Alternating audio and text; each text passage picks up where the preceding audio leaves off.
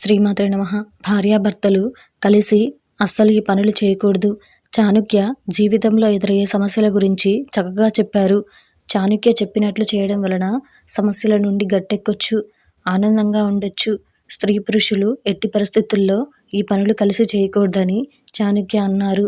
మరి స్త్రీ పురుషులు కలిసి ఎలాంటి పనులు ఒకేసారి చేయకూడదనేది ఈరోజు ఈ వీడియోలో చూసి వివరంగా తెలుసుకుందాం. అంతకంటే ముందు ఈ వీడియో కనుక మీకు నచ్చినట్లయితే లైక్ చేయండి, షేర్ చేయండి. అలాగే మరెన్నో ఇలాంటి ఆధ్యాత్మిక విషయాల కోసం మన ఛానల్ని సబ్స్క్రైబ్ చేసుకోండి. ఇంకా విషయంలోకి వెళ్తే, భార్యాభర్తలు రెండు శరీరాలు ఒకే ప్రాణం వంటి బంధం. శరీరం ద్వారా ఒకరితో ఒకరు అనుసంధానం కలిగి ఉంటారు. కాబట్టి వాళ్ళ మధ్య ఏమీ తేడా ఉండదు.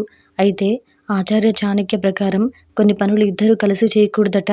భార్యాభర్తలిద్దరూ కలిసి ఒకేసారి ధ్యానం వంటివి చేయకూడదు.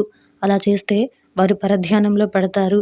ఎప్పుడూ కూడా ఇద్దరూ కలిసి ధ్యానం చేయకూడదు, విడివిడిగా ధ్యానం చేసుకోవాలి.